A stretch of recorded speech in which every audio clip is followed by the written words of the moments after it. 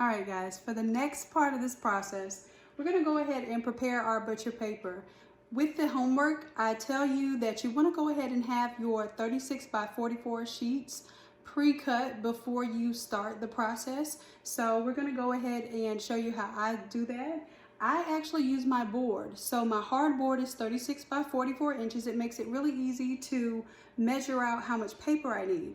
And if all of my paper and my board is the same size, I can gauge how I am going to use those layers a lot better than if I just randomly pull out some sheets and hope that it is the correct size.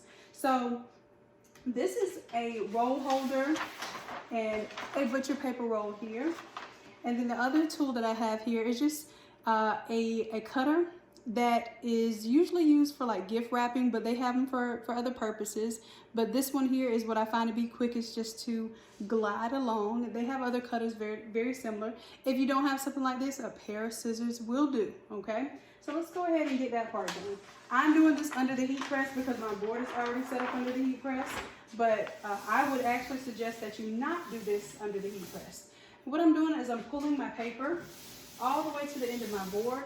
And as you can see, my paper is pretty much lined up with my board placement.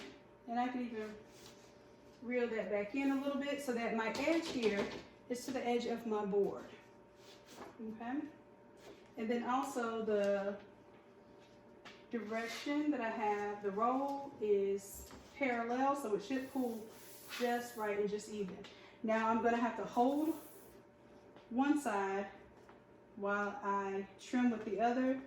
And because my table is not enough space to put my roll on the right hand side, I'm working with my left, so y'all forgive me.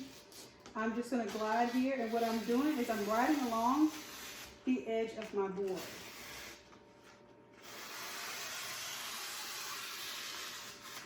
Okay, and what that does is create a pretty clean edge here. I'm gonna press this box over. And just to let you know, I have a little box here and a box on the other side so that my board does not hang over and warp is bad. So this box helps me keep it level and gives it a little support so that I can move my paper around on top of this board and I don't deal with as big of a sagging issue. All right, so that was one piece. I'm gonna cut two more because I already have one cut. No, I'm just gonna cut one more. So you need a total